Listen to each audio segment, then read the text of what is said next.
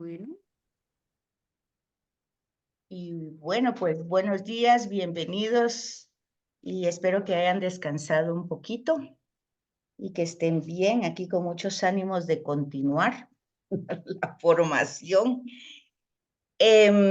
Como decía aquí a Sandrita, pues anteriormente estábamos hablando, seguíamos con la otra parte. Ay, la Gildita no puede entrar, permíteme un momentito. Sí, Gildita. Dime. 22:37, espérame, no sé si es 24 o 23. ¿Es 24? No, mira pues, 22:37, 24. Pues sí, ese es el que ahí aparece como ID. Va, vamos a ver. Bueno.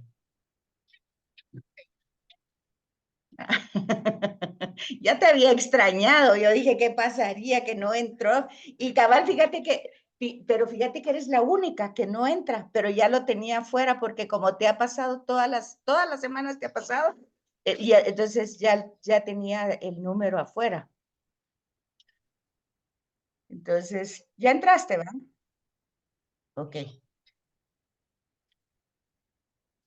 Pero ahorita ya 22:37, 24.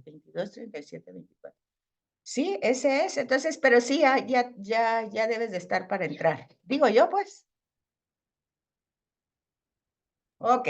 ¿Entró? Hilda, ¿ya entró? Vaya a la orden. Yes.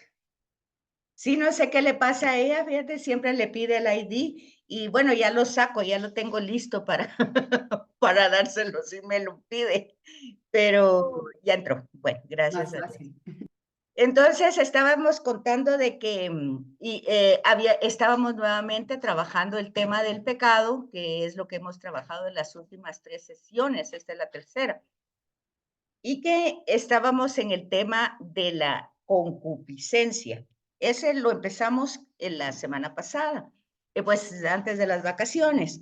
Y entonces iba como está esta idea desarrollada siempre sistemáticamente en el Antiguo Testamento primero, como ir representando, ya saben ustedes que todos los temas teológicos se fundamentan en la Sagrada Escritura, pero van teniendo un desarrollo progresivo.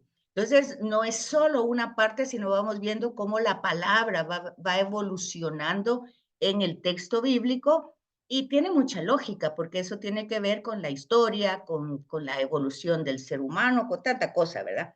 Entonces, tenemos, por ejemplo, decíamos antes de las vacaciones, que en el Antiguo Testamento hay un lenguaje que muchas veces nos golpea y si no entendemos la tradición oral, porque acuérdense que fueron recopilaciones de tradiciones orales en contextos primitivos, que lo que intentan es transmitir la experiencia humana ante Dios, ¿verdad? Siempre el protagonista es Dios y siempre el tema es nuestra vida cotidiana con todas sus situaciones, circunstancias, pero pues vamos viendo cómo es que se va actuando, teniendo conciencia de que la presencia de Dios está siempre.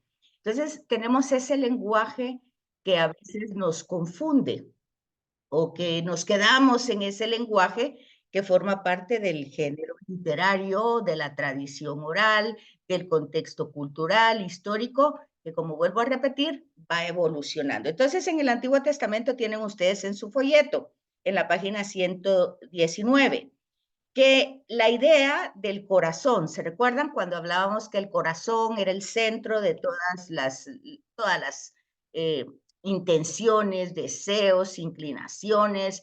La escritura pone ahí el centro. Hoy pues sabemos que el centro será el cerebro o lo que ustedes quieran, pero siempre tenemos que darnos cuenta de esa evolución de la que yo les estoy diciendo. Entonces, lo que va presentando es cómo esta inclinación está desde siempre. Y entonces, de alguna manera, siempre queremos disminuir nuestras culpas, siempre, siempre cuando hay circunstancias. Y ahí pues estaba pensando yo justamente una experiencia que tuve en un lugar que me tocó trabajar en estos días, y resulta que había habido un retiro que era un retiro querigmático, se llama, ¿verdad? Habían hecho muchos esfuerzos para que eso saliera bien. Pero el sacerdote, pues esto fue ya después una evaluación que se hizo en el retiro, no es una apreciación mía, sino fue una evaluación que se hizo después del retiro, empezando con el sacerdote, ¿verdad? Y entonces lo que pasa es que el sacerdote ha tenido Te vayas a caer. algunos problemas de salud bastante fuertes y no ha podido dormir, bueno, muchas cosas que le han pasado en relación a su salud, ¿verdad? Pero él ha trabajado todo y todo lo hizo, y ese día estaba él pues con todo el deseo de que todo saliera perfectamente bien. Pero desde el principio hubo algunas cosas que él vio que no estaba bien, y poquito a poquito fue poniéndose iracundo, él, el sacerdote, ¿verdad? Se fue enojando, se fue teniendo una tendencia así muy, pues, molesta, pero ya más que molesta, muy enojado.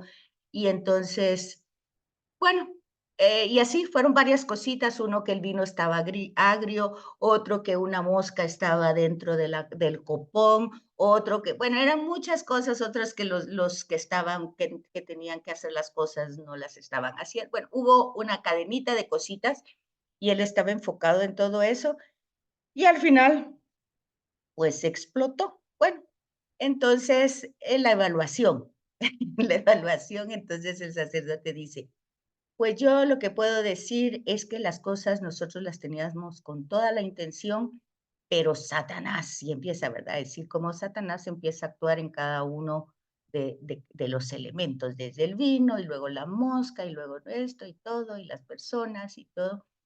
Entonces, y yo estaba ahí porque me tocó estar ahí, y yo no estuve en la parte del retiro, sino yo estaba en otra actividad. Entonces, pero me pidieron que me quedara para hacer una observación desde fuera. Y entonces cuando yo oí todo y todos más asustados, ¿verdad? Porque el retiro parecía que, que el demonio estaba ahí caminando por todos lados y no dejaba que nadie se hiciera las cosas bien. Entonces, yo lo oí todo, y luego digo yo, bueno, pues, y me dijeron: Usted no puede decirnos algo, ¿qué ve?". Entonces le digo: "Bueno, padre", le digo yo creo que su salud ha estado bastante, bastante delicada, y usted ha hecho esfuerzos muy, muy fuertes, y yo creo que está muy vulnerable, muy susceptible, porque unos decían que eran mosca, otros decían que eran unas hormiguitas, otro era que, bueno, nadie sabía qué era, ¿verdad? Y que el vino agrio, que no era agrio. Bueno, entonces les dije, yo creo que tal vez ni siquiera todas esas cosas pasaron así. Le dije, lo que pasa es que cuando uno no ha dormido bien, cuando uno no se ha alimentado bien, no ha descansado, está muy vulnerable, y luego está la presión de la actividad que tienen que hacer, entonces está muy sensible. Y de pronto les digo, pues todo ese junto, pues hizo que usted se fuera poniendo inquieto, le dije, y fuera viendo pues a semejante personaje por todos lados, y creo que se asustó más de la cuenta, y yo creo que también asustó, asustó a todos sus colaboradores, le digo, porque todos están así como muy preocupados, ¿verdad? Entonces creo que, bueno, es mi observación, no lo sé, pero yo no estuve ahí, le dije yo, pero pues es lo que yo logro ver.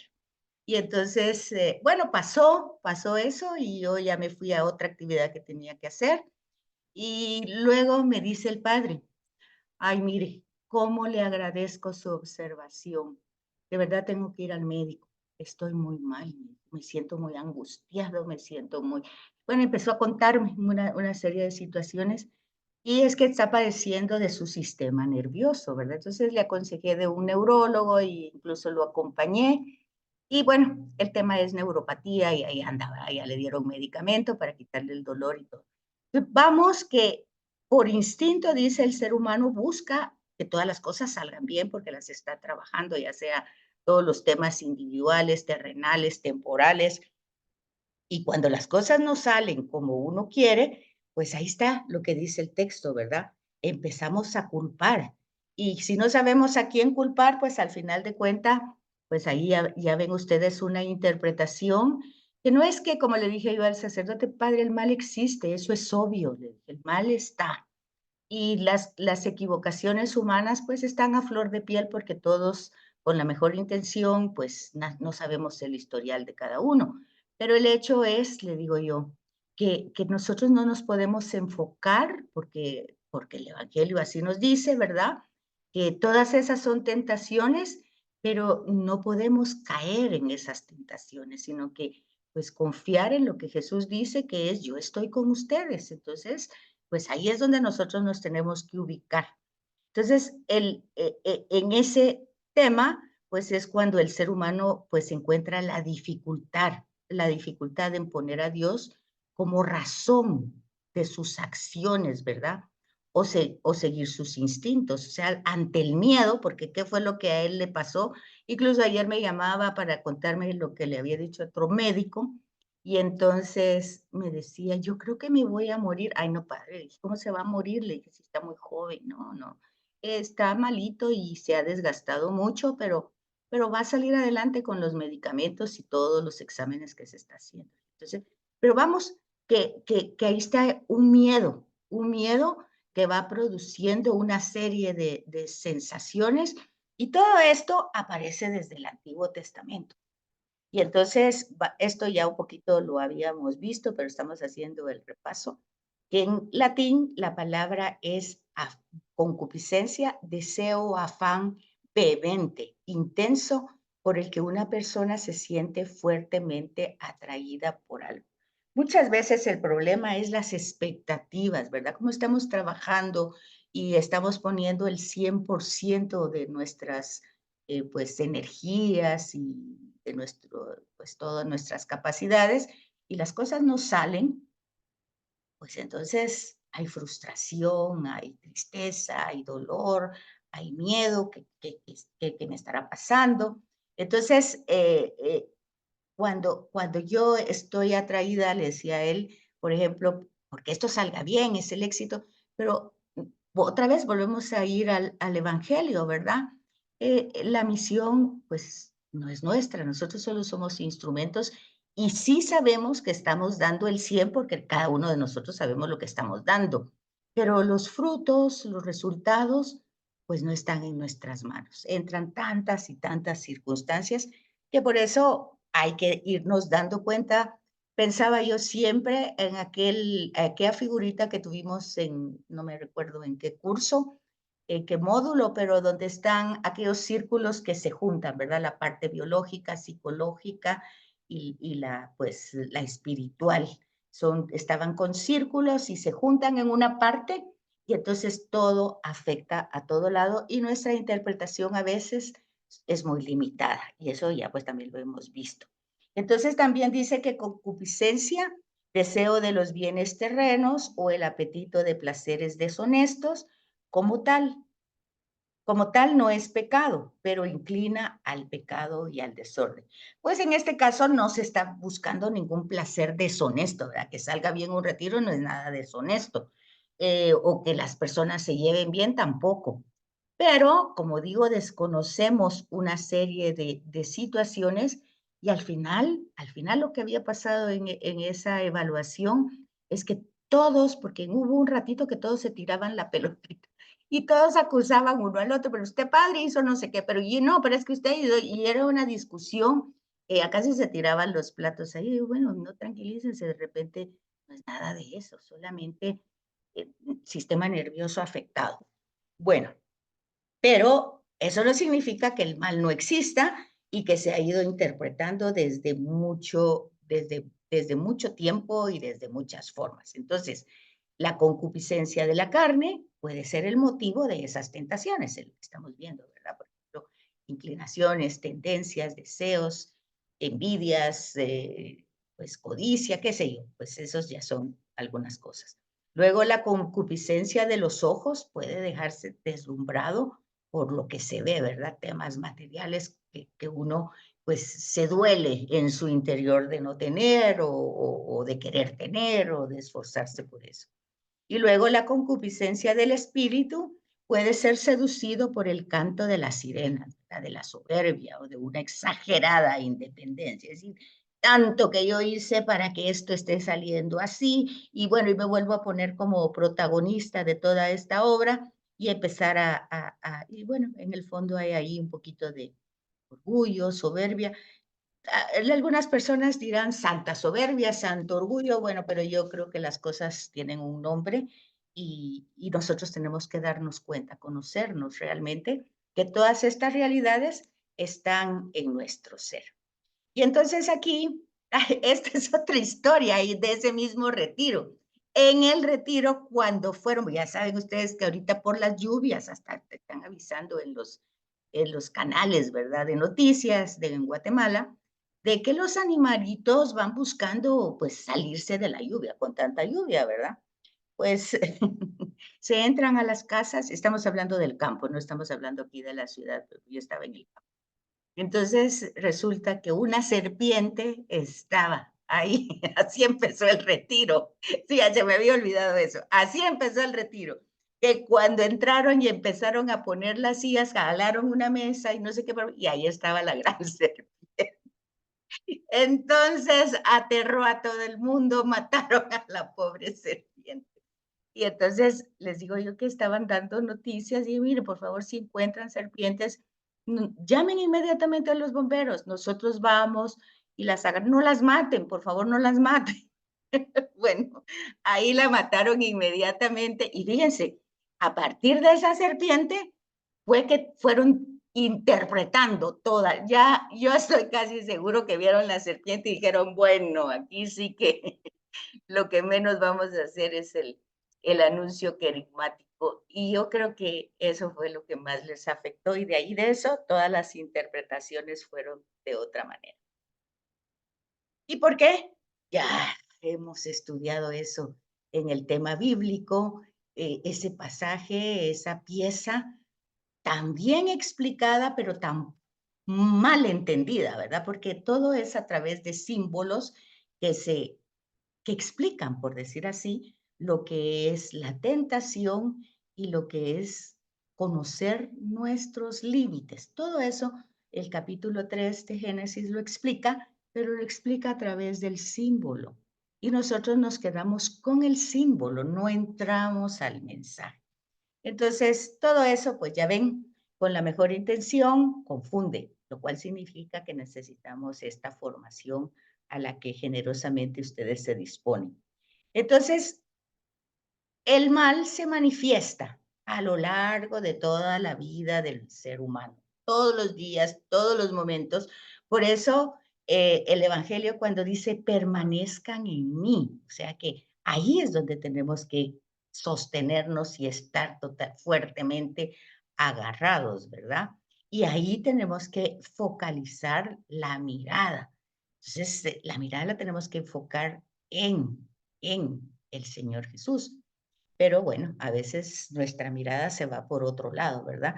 Y es que eso, a lo largo de la vida siempre va a estar por todos lados circunstancias que pues que nosotros las podemos entender como mal porque nos afectan, nos destruyen o nos confunden o nos inquietan. Entonces, y estas circunstancias pues van a tener reacciones en nosotros. Reacciones como de defensa, pues en este caso todo el mundo agarró a la serpiente pues con machetes y toda la cosa y bueno, la mataron inmediatamente. Entonces se les olvidó muchas cosas, solo vieron lo que querían ver. Entonces nuestra actuación siempre va a ser contraria al ideal de vida que nos presenta pues el mensaje cristiano. Y estas tendencias que repugnan contra la razón tendencias que repugnan contra lo que la razón señala como más noble. Pues sí, ¿verdad? Nosotros podemos pensar exactamente pues que este animal es una criatura como cualquier animal y que si no lo lastimo, no me ataca. La razón, eso es lo que nos dice, pero nuestra tendencia va a ser otra, porque el miedo nos va a llevar a que reaccionemos de una manera. Entonces, se va a ver esto como fuerza irracional de honda raíz biológica que desde el fondo misterioso y poco conocido de la personalidad profunda, es decir, no nos conocemos, no sabemos realmente cómo vamos a reaccionar ante cada momento. Entonces, si nuestra vista o nuestra mirada está enfocada en otras cosas, pues nos vamos a perder. Y si nuestro corazón está puesto en otras cosas, pues nos vamos a confundir. Todo es porque no nos conocemos, no nos conocemos. Aquí lo dice de otra manera, ¿verdad? Desde el fondo misterioso y poco conocido. Sí somos un misterio y somos muchos, muchos niveles. No solo somos uno, no solo somos espíritus, no solo somos biológicos, no solo somos psíquicos, tenemos muchos niveles. Y está el histórico, el cultural, lo que nos han enseñado, en fin, tanta historia. Entonces, pero no conocemos realmente. Y entonces intenta subyugar las funciones y aspiraciones más elevadas del ser humano. Cuando esto aparece, ¿verdad? Pues tal vez nosotros estamos saliendo de la Eucaristía como con toda la devoción y todo, y de repente salen una serie de circunstancias y hasta nos sorprendemos de cómo reaccionamos, de esas aspiraciones elevadas que tenemos, pero de pronto se nos caen, ¿verdad? Y un poco lo que decía Pablo, no puedo hacer el bien que quiero, sino más bien hago el mal que no quiero. Entonces, aquí teníamos ya, para entrar en el magisterio, los modelos que se van presentando desde el Antiguo Testamento al Nuevo Testamento. Y el Antiguo Testamento, fíjense, por ejemplo, si ya fuimos a misa hoy y vemos a Oseas, pues, ¿qué es lo que está diciendo Oseas? Pues lo que está diciendo es, desde que eras pequeño, pues yo, le está hablando de Israel, ¿verdad? Oseas le está hablando de Israel, yo te he cuidado, yo te engendré, yo te acompañé, yo te enseñé a caminar, yo estuve contigo, pues, su presencia entre nosotros. Pero no, me has rechazado, me has negado. Entonces, eso ya sabemos, no es para solo Israel, nos pasa a todos. Desde pequeños hemos tenido siempre esa presencia y la continuamos teniendo, pero es esta incapacidad de no poder ver esa realidad que nos trasciende, pues hace que reaccionemos de una manera muchas veces negativa, ¿verdad? Perversa, dice ahí. Y eso muestra en el texto bíblico, muestra pues que el ser humano, el lenguaje bíblico del Antiguo Testamento, pues que el ser humano es indigno, ¿verdad? Muestra su indignidad ante Dios. Bueno, y también nosotros eso lo reconocemos cuando vamos a la Eucaristía, ¿verdad? Yo no soy digno. Y agradecemos también que nos permita ser dignos de servirte en tu presencia. Entonces están estos temas que se siguen desarrollando por la razón de la concupiscencia. Y también disminuye la responsabilidad de las culpas. Ya lo vemos, ¿verdad? Todo el mundo trata de culpar desde Génesis 3 a otros, ¿verdad? Incluso al final el responsable es Dios, porque si vemos a Adán, la mujer que me diste, ¿verdad? Entonces al final, si no le hubiera dado a esa mujer, y entonces vamos viendo el sentido del Nuevo Testamento, eh, que nos va presentando cómo Jesús va a ir asumiendo todas esas realidades humanas, pero más que todo como para reciclarlas, ¿verdad? No para quedarse con resentimiento, dolor, sino que es un conocimiento humano que tiene Jesús, que se compadece, lo vemos, ¿verdad? Que por ejemplo, ya en estas lecturas del envío de los apóstoles, según San Mateo, pues estamos viendo que todo esto parte de una compasión, porque dice, los miró, o sea, las pupilas de los ojos de Jesús, está una mirada que cuando los ve como ovejas sin pastor, se llena de compasión. Y no es que no haga nada, ¿verdad? Sino que entonces viene y envía. O sea que el envío parte de una mirada de compasión de Jesús que ve que la gente está sufriendo, cansada, agotada, como ovejas sin pastor. Entonces, ese deseo espontáneo que tiene el ser humano hacia el mal, pues Jesús lo va como recopilando, como atrayendo hacia él, que es el tema de la misión, ¿verdad? Como él envía a cada uno y cómo lo envía de alguna manera, porque en aquella época como en esta, siempre hay muchos que van y llevan su doctrina, ¿verdad?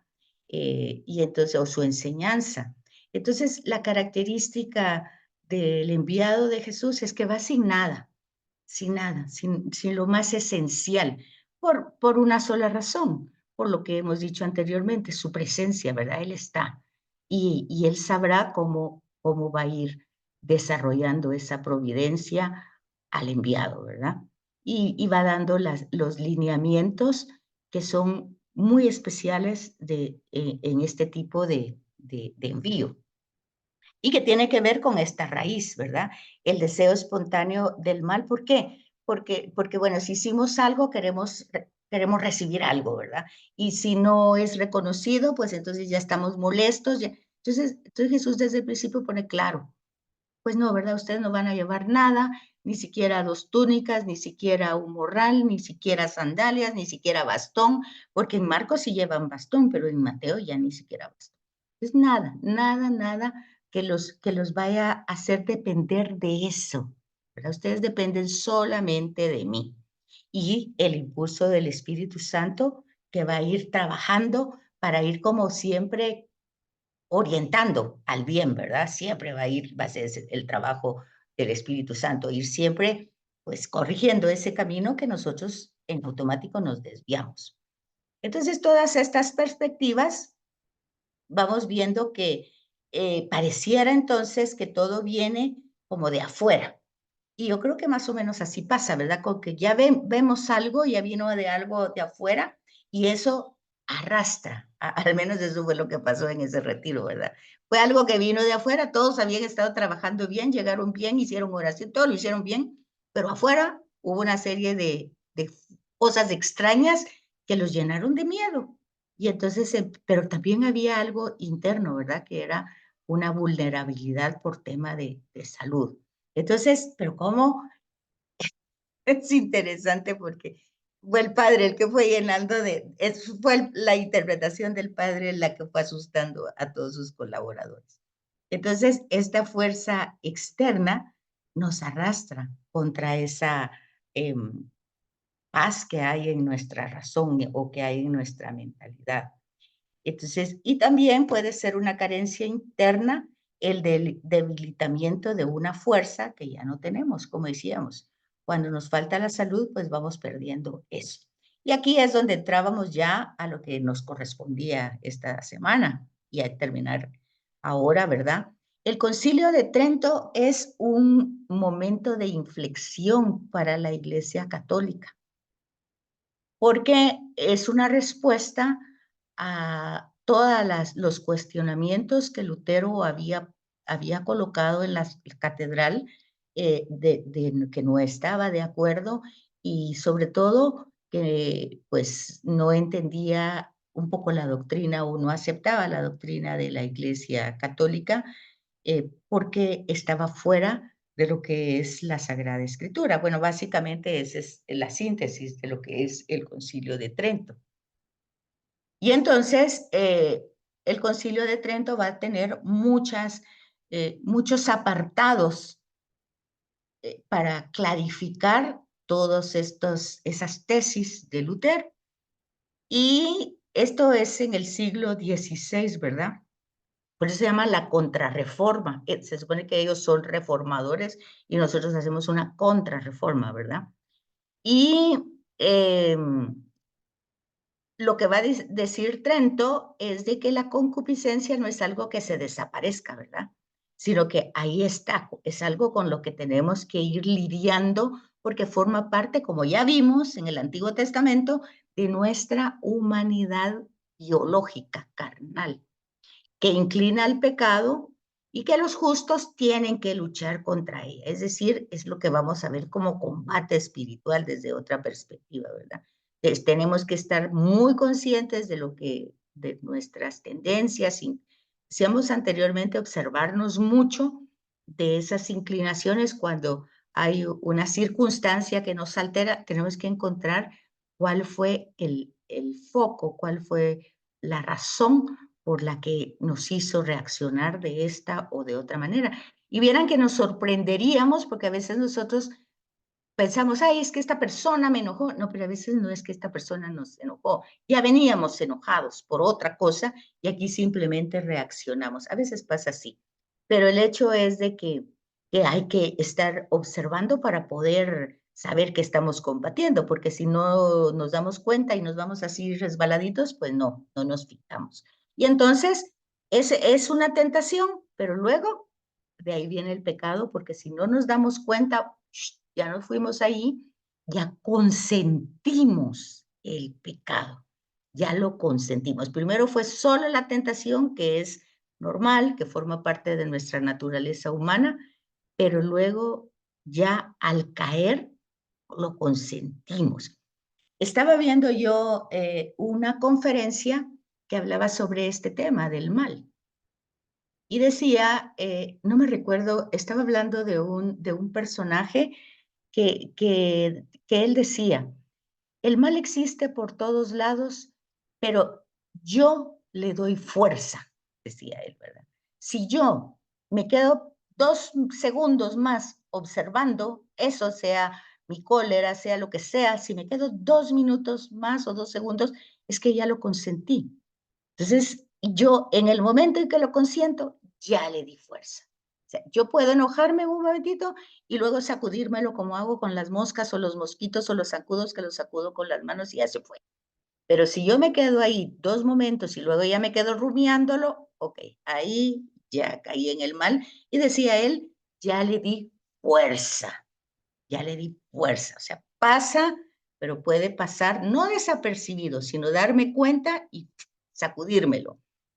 Pero si yo lo consiento en mi pensamiento y luego en mis sentimientos, ya le di fuerzas.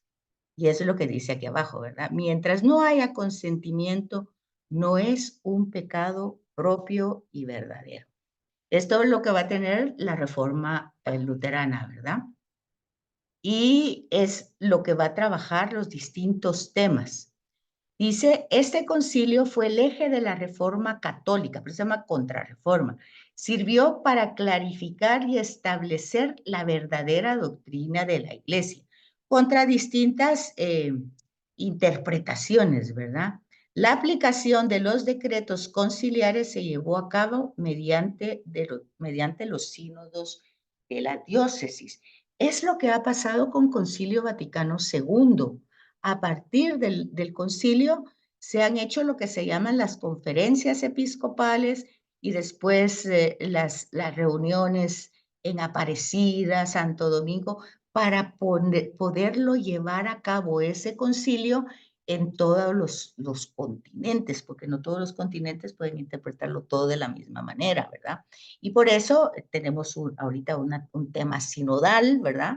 Para aplicar lo mismo que es desde el año 64, 68 para nosotros, y en Trento pues llevó ese mismo proceso, ¿verdad? Lo convocó Paulo III en Trento, ya saben que ahí lleva el nombre. En aquel tiempo pues estaba muy mezclado el imperio con la iglesia, y entonces está apoyado por Carlos V. Se fue desarrollado en 3 períodos, fue un concilio ecuménico, porque habían muchos, pues ya habían otras formas de pensar, otros razonamientos, ¿verdad? Habían obispos reunidos de todo el mundo y estaba precedido por el Papa. Y los temas fueron los sacramentos, ¿verdad? Porque no estaban definidos. Fíjense, esto hasta hace 500 años. ¿Por qué estoy deteniéndome un poco en esto? Porque a veces no tenemos conciencia de que también los temas litúrgicos, sacramentales, eclesiásticos, cristológicos, han ido evolucionando. Y nos sorprendemos muchas veces de una manera, tal vez hasta como que nos escandalizamos cuando vemos que se están haciendo cambios. Siempre han habido cambios. Es decir, cuando vemos que Trento dice que los sacramentos son 7, es porque antes de Trento no estaban definido el número de sacramentos. Entonces, incluso todavía hoy hay algunas diferencias que los estudiosos pues las observan, porque por ejemplo se dice que la iglesia es sacramento de Cristo. Entonces, hay algunos que dicen, bueno, entonces estamos utilizando o mal la palabra o la estamos aplicando a muchas cosas. Entonces, es importante a veces darnos cuenta de eso. Luego también estaban el canon, ¿verdad? Que ya estaba establecido, pero teníamos este problema de los deuterocanónicos, ¿verdad? Los que no habían entrado en la primera lectura del canon por haber estado escritos en griego, porque generalmente los que están escritos en griego fueron traducidos del hebreo, ¿verdad? Y San Jerónimo los puso en la Vulgata. Pero hay otros que fueron directamente apareciendo, ¿verdad? Eclesiástico, Eclesiastés, pues ahorita ya no tengo los otros, ¿verdad? Macabeos, Sabiduría, Ruth y Esther, me parece, son 7. Entonces, Judith, ¿verdad? Sí. Y luego también tenemos el rito tridentino, que todavía hay problemas con eso, ¿verdad? De que es ese, que en latín, bueno, toda. Entonces, siempre la iglesia se ha ido desarrollando y si puso aquí el rito tridentino es porque habían otras comunidades que hoy también existen. Muchas comunidades cristianas en Oriente hay católicos que son ortodoxos, pero que no se llaman ortodoxos, se llaman armenios, se llaman, bueno, hay una cantidad de comunidades que no son muy grandes, pero que existen y tienen su propio rito. Entonces, a veces digo yo cuando oigo, bueno, y tal vez en el laico yo lo podría entender, pero cuando lo oigo en obispos y en sacerdotes sí me confunde un poco, porque está claro que se ha dado una evolución, que la estructura eucarística que está desarrollada en Hechos de los Apóstoles, pues se ha ido pues, ampliando, no solo con temas judíos, sino que han entrado, la ha enriquecido, pues eso se llama enriquecer una celebración, por ejemplo, con el Gloria, con el Credo. El Credo fue hasta el año 325 en Nicea y en el 400 con Constantinopla. Quiere decir que eso no existía antes de ese periodo. Entonces, se ve pues cómo se va enriqueciendo pues, los signos de salvación, porque los sacramentos son esos, signos de salvación.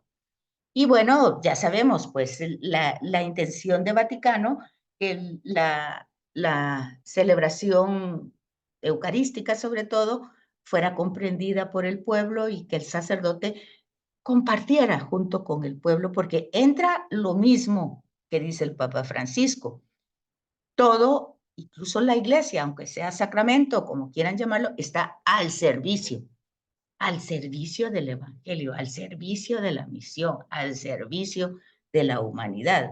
Entonces, va en esa línea. Yo tengo una duda. Yo sabía que en el Concilio de Trento los 7 sacramentos se dieron desde el principio, pues, ¿verdad? Desde los inicios de la iglesia, algunos. Pero aquí en este concilio los hicieron un dogma. ¿Estoy Sí, bien? se establecen, Como un dogma, básicamente ¿verdad? se establecen y se confirman. No, los 7 sacramentos no están desde el principio, tienen una evolución, tienen. No, el bautismo, sí, sí, si tú No, pero lees el la fe, bautismo, no, pero oíme, es que no está, estamos hablando de 1, estamos hablando de 7. Yo no estoy hablando de 1, no, estoy yo hablando te de estoy 7. diciendo que algunos estaban ya desde el principio, Ah, digamos, la sí, confirmación, sí, sí, sí. ¿no? Iban a Sí, imponer manos. El perdón de los pecados también estaba desde el principio, desde los primeros siglos. eso habría que matizarlo un poco. El bautismo sí, porque ese sí definitivamente, ¿verdad? Ahora los otros sacramentos, eso. Lo que pasa es que yo estoy dando ahorita un curso que es sacramentos y estoy viendo toda la historia de ellos y hay unos que se han llevado, pues, incluso han sido diferentes. Su presentación ha sido diferente, su entendimiento ha sido. Lo que sí es que se ha evolucionado. Lo que hace Trento es, pues, establecerlos, definirlos y dar un poquito, pues, la consistencia de sacramento. Pero hubo un momento en la iglesia que habían hasta 12, pues. Entonces, y depende también de las comunidades. Depende de las comunidades. Es un poquito eso, la unidad dentro de la diversidad. Ahora, del bautismo sí, ahí no hay ningún tipo de complicación, ¿verdad? Eso sí está. Lo que va teniendo problema incluso pues, es la Eucaristía, como la presencia real de Jesús, y también la confesión, que va teniendo distintas interpretaciones y en fin, hay toda una evolución que es muy enriquecedora para que nosotros la podamos captar, ¿verdad? Entonces, Trento lo que hace es, pues, establecerlos para no andar con tantas divergencias. Pero sí, todos estos serán presentados como signos de salvación, como lo que son. Lo único, pues, que cada quien lo tenía presentado de distintas formas. Entonces, aquí dice que tras el Concilio de Trento, la Iglesia Católica vivió un gran esplendor. Bueno, eso también es relativo, ¿verdad? Porque se vienen una serie de situaciones históricas difíciles. Se reforzó la unidad y la universalidad de la Iglesia mediante el catecismo romano. Eso sí tiene que ver mucho porque el catecismo romano, pues venía a ser en parte comprendiendo que no todo el mundo leía y escribía, pues iba dando pues los lineamientos esenciales de una fe que se debe de vivir, que era lo mismo que pasaba con las imágenes, ¿verdad? Y con todo que prácticamente se hacen para que sirven como catequesis, como enseñanza. Pero ahí es donde entramos con otra serie de problemas, ¿verdad? Porque al no formar eso, pues se van cayendo en diversas deformaciones. También hay ediciones del Misal Romano y hay una revisión de la Biblia Vulgata. Bueno, ustedes saben que a partir de Qumran, las revisiones de la Biblia siguen, ¿verdad? Porque siguen apareciendo en la arqueología documentos que van confirmando, que van pues poniendo en cuestionamiento y entonces todo eso sigue en desarrollo, pero aquí lo que se ve es un paso que se da pues yo no diría tanto como que se llegó al esplendor, ¿verdad? Porque si no, no hubiera habido Vaticano, ¿verdad? Entonces, y ya se dan cuenta ustedes lo que cuesta que se ponga en práctica una novedad, por decir así. Entonces, pero sí, se va avanzando con los seminarios, con los oratorios, van saliendo distintas expresiones de fe, ¿verdad? Que ustedes lo están estudiando en otras áreas. Cada uno, pues, van presentando, por ejemplo, San Juan de Dios, pues, los hospitales, los monasterios, los oratorios, eh, en fin, también van los distintos movimientos religiosos que surgen. Ahora, en relación ya al magisterio de la Iglesia, que se fundamenta en los textos bíblicos, pues lo que tendríamos que decir es que, nuevamente, lo que nos dice el Antiguo Testamento es que, pues, la humanidad se deja llevar por sus emociones, por sus instintos, por sus tendencias, y que la debilidad es algo intrínseco en el ser humano. Eso es lo que hablábamos hace un momento de la concupiscencia. Entonces, a veces vamos a encontrar ese lenguaje que ya hemos dicho por qué es de esa manera en el Antiguo Testamento, son tradiciones orales que se ponen luego por escrito, y al ponerlos por escrito, pues utilizan formas literarias y a veces nos quedamos en la forma literaria, ¿verdad? Entonces, el tema a veces que dice hay que arrancar a los justos para que no se corrompan, y ahí es donde vemos a veces la salmodia, ¿verdad? Donde que Dios detesta al impuro, al injusto, bueno, y entonces hay un tema de un lenguaje que nosotros lo tenemos que llevar hasta la revelación que hace Jesús, no para corregirlo, porque no es para corregir el mensaje del Antiguo Testamento, sino para entender el lenguaje que se utiliza en el Antiguo Testamento, que si no lo comprendemos bien, pues es lo que dice la gente, que el Antiguo Testamento tiene la revelación de un Dios muy diferente al Nuevo Testamento, pero no es así, es el mismo, y es un mismo que va evolucionando. Y luego, pues, hasta el día de hoy, el tema del corazón duro, pues sigue, ¿verdad? No es algo que hoy nos pueda hacer pensar que no es así. Por eso se necesita la acción de Dios constante, a cada rato, no solo en un momentito. Y lo tenemos, digamos, desde esa intervención se va dando en distintos libros de distintas maneras. Luego el Nuevo Testamento, Jesús es presentado como el que trae la plenitud, es lo que decíamos, tenemos que entrar a eso siempre al Nuevo Testamento, recomendándonos estar en vigilancia, en atención, despiertos, para no caer en la tentación. Pero estar despiertos, atentos y vigilantes es observándonos a nosotros mismos para conocernos y así darnos cuenta de nuestras reacciones. Y entonces la necesidad de que el Señor libere el corazón humano. Es decir, está atado con mucho tipo de tendencias, inclinaciones, y necesitamos su acción constante. Y entender también que nuestra condición humana necesita de los méritos de Cristo. Esos méritos de Cristo son los que nosotros entendemos como la gracia santificante. Son méritos de Él que nosotros pedimos para evitar el mal, el pecado, ¿verdad? Para evitar ofenderlo, para evitar separarnos nosotros. Él no se separa de nosotros. Nosotros nos separamos, nosotros tenemos esa limitante, ¿verdad?, de nuestra humanidad. ¿Por qué? Pues ya lo hemos visto en todo lo anterior, forma parte de nuestra realidad humana, pero necesitamos de su gracia.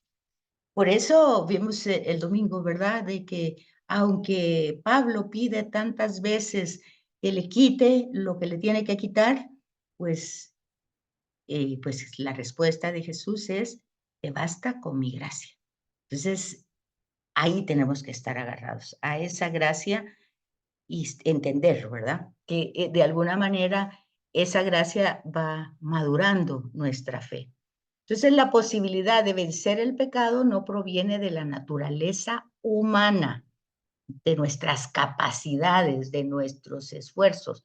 Sí depende, según Mateo, de una oración hecha entre Dios y yo, entre una acompañamiento de solidaridad con el hermano, con el prójimo, ¿verdad? Hecha entre Dios y yo. Entonces, y entre un ayuno o abstinencia hecho entre Dios y yo. Todo es relación con Dios, ¿verdad? Y ya luego, pues eso sale con los demás. Entonces, esa es la gracia que se obtiene por la oración, por los sacramentos y por nuestras acciones privadas con Dios. En la creación, Dios estableció el orden cósmico. El alma racional recibió la orden de gobernar lo inferior y someterse a lo superior. Eso quiere decir que nuestra inteligencia es una herramienta que Dios nos ha dado, es el alma racional, y esta inteligencia tiene que ser sostenida, calificada por el Espíritu por los dones del Espíritu. Ya hablábamos la vez pasada de que la herramienta de la inteligencia, el Espíritu la conserva con la ciencia, sabiduría, consejo y entendimiento. Esos son los dones para la inteligencia. Y luego la voluntad, ¿verdad? Para poder nosotros someternos a la superior es con la inteligencia. Y para gobernar la inferior, pues tenemos la voluntad, que es, también hay dones del Espíritu para fortalecer, ¿verdad? ¿Cuáles serán? Pues esas, el temor de Dios, la fortaleza y la piedad. Entonces, ahí tenemos los 7 dones, 4 para el intelecto, o sea, para someternos a lo superior, y 3 para la voluntad, o sea, para gobernar lo inferior. Entonces, aquí, pues ya ven ustedes que con el pecado el alma del hombre cae en la ignorancia de la inteligencia y experimenta la dificultad para obrar el bien por parte de la voluntad. Pues ya, ahí nos damos cuenta que necesitamos los 7 dones claramente, ¿verdad?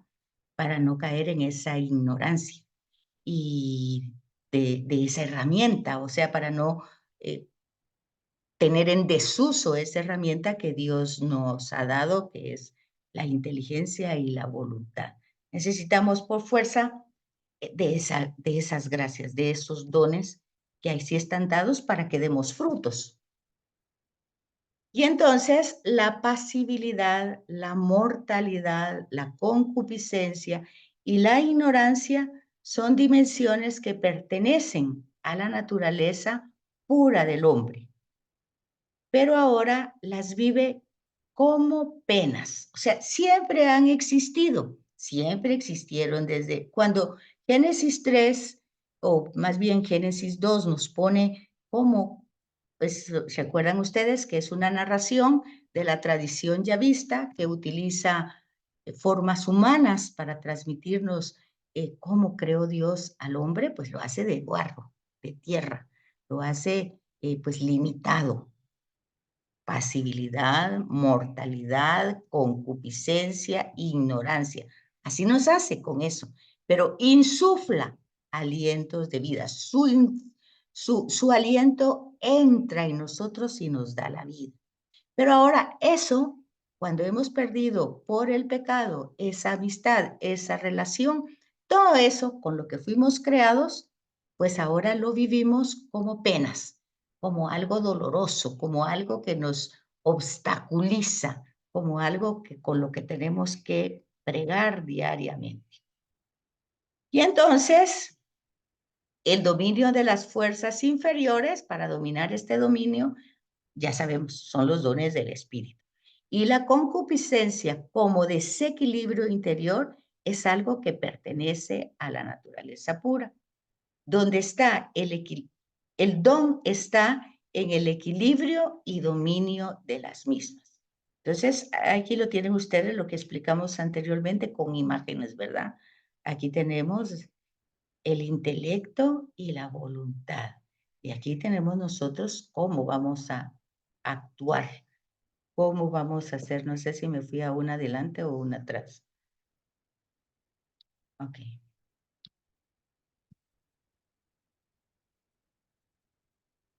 El sufrimiento, las relaciones sociales. Aquí ven ustedes las imágenes de cómo sentimos cada circunstancia en nuestra vida, ¿verdad? Cómo muchas veces, hasta hay un dicho, ¿verdad? Nos ahogamos en un vaso de agua y a veces no es un vaso de agua, a veces realmente es una tormenta, pero como la que pasan los discípulos cuando Jesús va dormido en el barco, ¿verdad? Entonces, la humanidad reconoce que el orden moral objetivo merece una pena por su transgresión. Así el sufrimiento es un mal justificado. Así se piensa, ¿verdad? En general, en el pecado, que tiene que haber como una pena por haber transgredido. Sin embargo, acuérdense de que nosotros, por méritos de Cristo, pues esas penas han sido pues asumidas por Él, esas consecuencias, esa transgresión que nosotros hemos cometido, Él las ha tomado de su parte.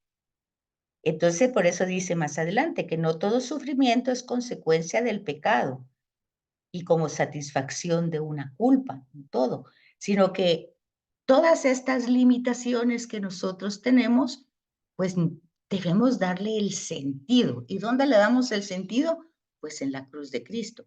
Ahí es donde damos el sentido. ¿Por qué? Porque en la cruz de Cristo, Él presenta su dolor al Padre. Presenta todo su dolor, toda su entrega, su grito doloroso es presentado al Padre. Entonces ahí es donde nosotros tenemos que adjuntar nuestro sufrimiento, nuestro grito de dolor, darle sentido en el grito de Jesús presentado al Padre. Sí, Susi. Estaba yo pensando que desde el momento del pecado entró el dolor en el mundo, o sea que no puedo entender que el dolor no sea origen del pecado. Lo que pasa es que dice, lo que vimos anteriormente es que dice que todo como fuimos creados, pues así fuimos creados. Pero al estar en armonía con Dios, lo teníamos, pero no lo vivíamos como pesadez, como pena, como sufrimiento. Eso es lo que vimos en la anterior, en la diapositiva anterior. Fuimos creados así, humanamente. Pero ahora, fruto del pecado, todo eso, como fuimos creados, lo vivimos con gran pena, con gran sufrimiento, con gran dificultad. O sea, sí es por fruto del pecado y no necesariamente fruto del pecado nuestro, porque aquí lo dice, ¿verdad? La humanidad reconoce que en el orden moral objetivo, en la humanidad, está hablando de todos, ¿verdad? Que hay que todos merecemos pues una pena por transgredir, por alejarnos, por no estar con él. Y entonces el sufrimiento es un mal justificado. De hecho, así pasa. La gente cuando vio la pandemia dijo, sí, esto no lo merecemos, pues.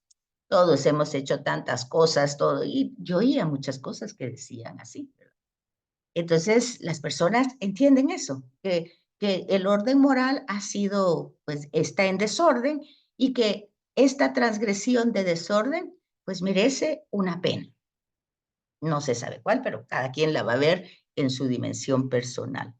Ahora, luego dice, no todo sufrimiento es consecuencia del pecado y satisfacción de una culpa. O sea, porque no todo, o sea, porque las personas que están sufriendo, por ejemplo, las consecuencias de una guerra y están sufriendo hambre, pues, pues, ¿qué culpa tienen esos niños que se están quedando sin vida o sin brazos o no tienen salud?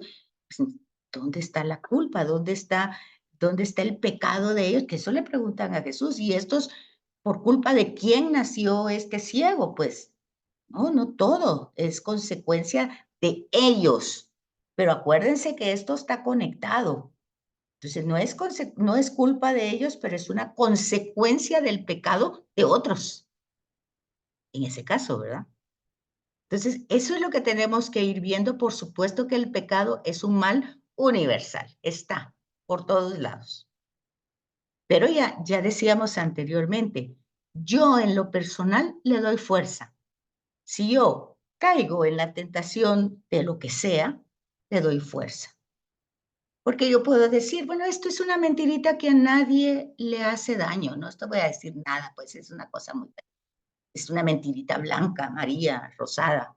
No, yo ya ahí di un paso para dar fuerza a algo que después voy a decir yo, bueno, yo no quise hacer eso, yo solamente, bueno, ya entramos en una serie de justificación, pero el punto es eso, el mal está y nosotros personalmente le damos fuerza. Entonces, también este tema aquí del sufrimiento como prueba, también hay que matizarlo, ¿verdad? Porque eso está en Job. Y Job, pues lo presenta un poquito en el periodo patriarcal. El libro de Job, si nosotros leemos la introducción y vemos el libro y lo estudiamos, nos damos cuenta por el desarrollo del texto que más o menos es el contexto patriarcal, por lo que está narrado en el texto. Está escrito mucho después, claro, no está escrito desde el principio. Pero es una interpretación en el sentido de la retribución, ¿verdad? O sea, Dios me va a retribuir, entonces como me va a retribuir, me prueba hasta donde yo puedo, ¿verdad?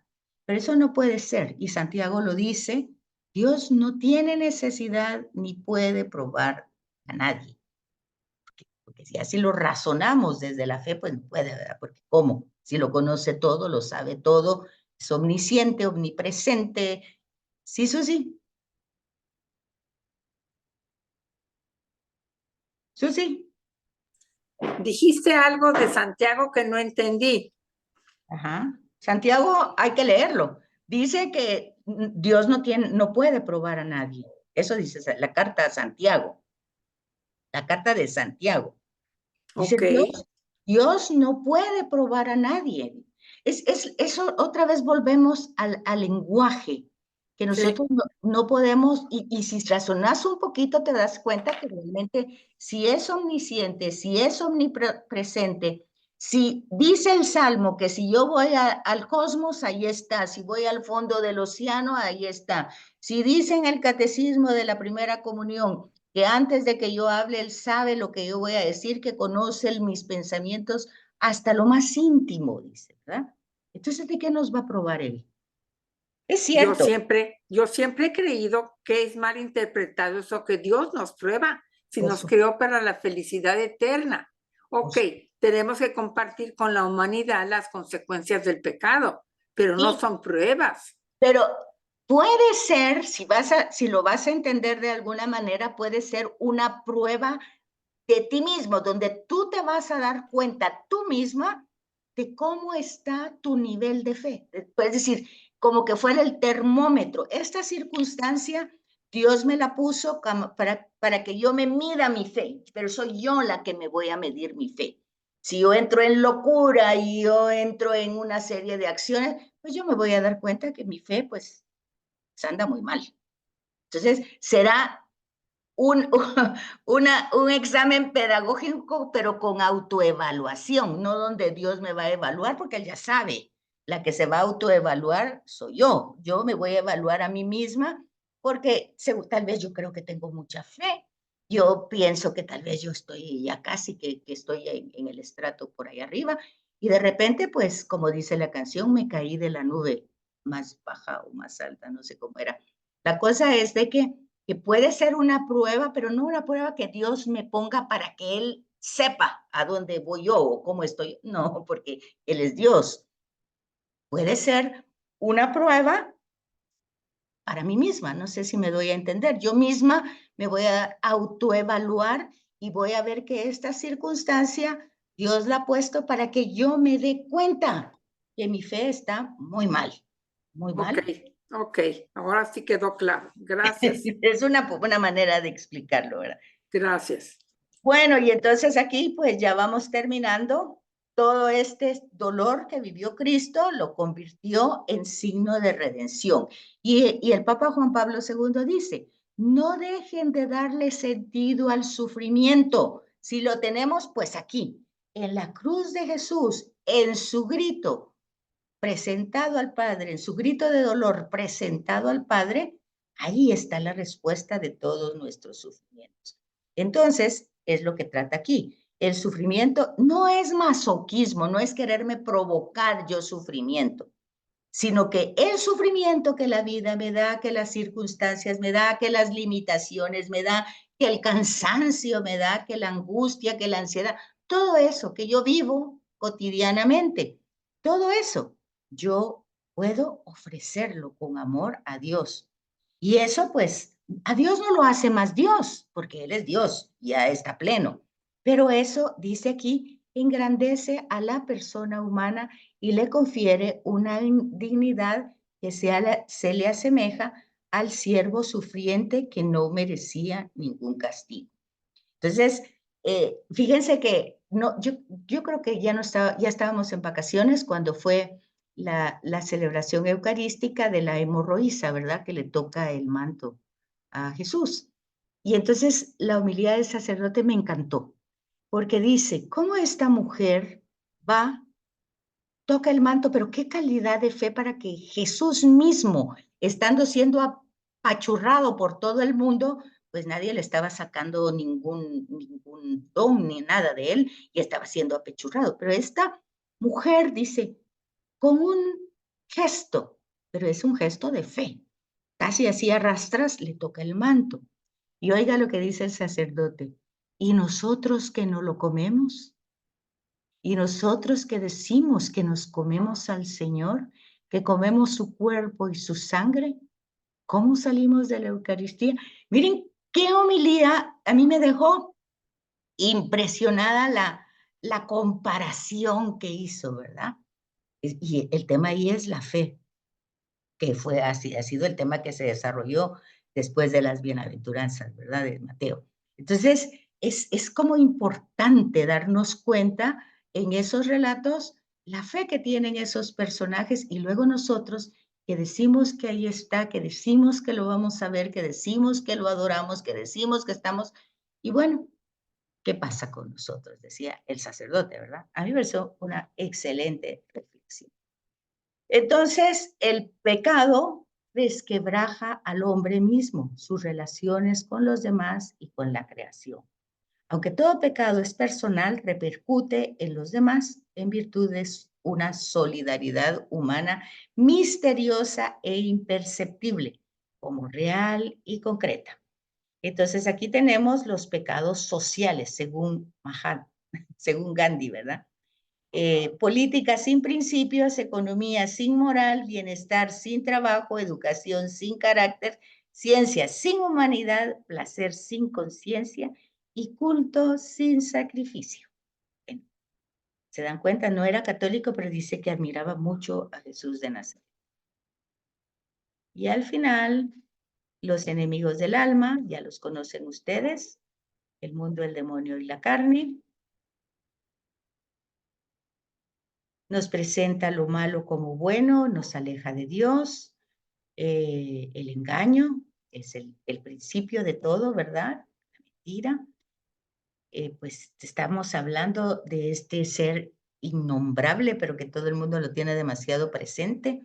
Fue el primer ser creado en sufrir las consecuencias del pecado, pero sin la posibilidad de reparar su fallo por la magnitud y la conciencia del mismo. Significa que como eso no es que esté en la Sagrada Escritura, pero está en la tradición bíblica y sobre todo aparece un poquitito en Apocalipsis, no directamente, ¿verdad?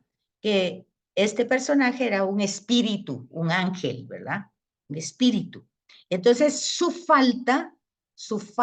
desconfianza hacia Dios, pues fue un acto que no puede reparar por su dimensión. Es decir, como es espíritu, pues no tiene intelecto y no tiene voluntad, sino que es espíritu. Entonces, en ese espíritu no tiene la posibilidad de reparar lo que percibe, lo que siente. Y entonces por eso hace alusión de ese comportamiento que encontramos en el ambiente social en que nos movemos, contrariamente abierto a la ley de Dios. Bueno, mire, según yo que pues ya tenemos más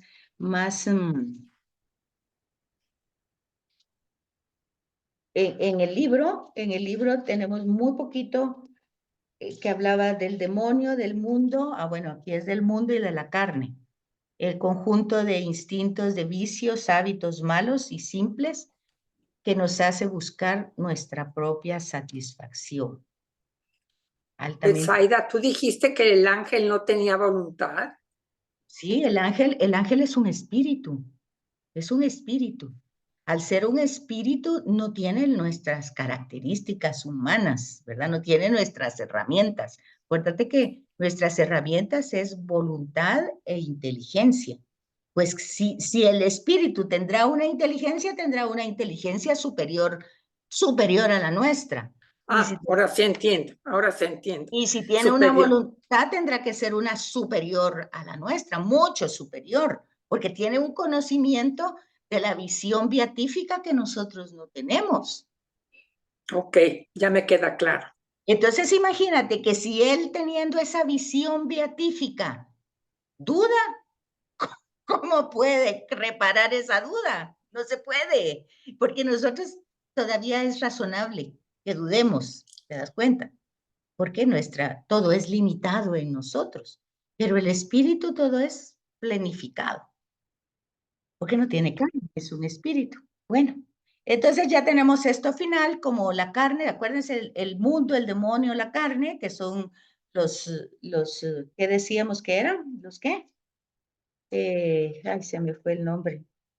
Ahorita, ya perdí la hojita. Pero pues estas es lo que nos hace la tentación.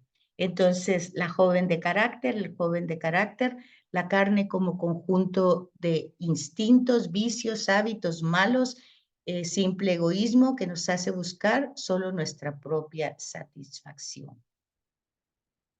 Y aquí pues ya llevamos el final. El pecado es una realidad humana con muchas manifestaciones, enemiga de los intereses de Cristo. Una conciencia verdadera y profunda de esta realidad nos permite ser vigilantes. Hay que meditar constantemente acerca de esta realidad para tener presente nuestra condición humana lacerada por el pecado y de fácil inclinación hacia el mismo. Y el profundo conocimiento de nuestra condición humana nos ayudará, por la gracia de Dios, a vencer al pecado, a vivir en amistad con Dios, a vivir en Cristo nuestra vocación primigenia. Y aquí tenemos pues la presencia del Señor que nos hace nuevos para Él. Así es que pasamos primero Dios para la otra semana a la lección 10, me parece. Sí, a la 10. Terminamos el pecado y entramos a otro tema. Cualquier duda, lo aclaramos la próxima semana porque creo que ya me está entrando gente del otro curso. Gracias por todo, Betsaida. Gracias, Betsaida. Feliz día, cuídense mucho. Igualmente, Feliz día. gracias. Gracias. Valdría la pena terminar de leer las lecciones complementarias. Por supuesto, pero en clase dices tú. No, cada quien en su casa. Perfecto, así sea. Muy bien. Ponelo en el chat. Sí, no, ahí lo voy a poner en el chat. Muy bien. Nos vemos Que entonces. tengas buen día. Igualmente. Gracias.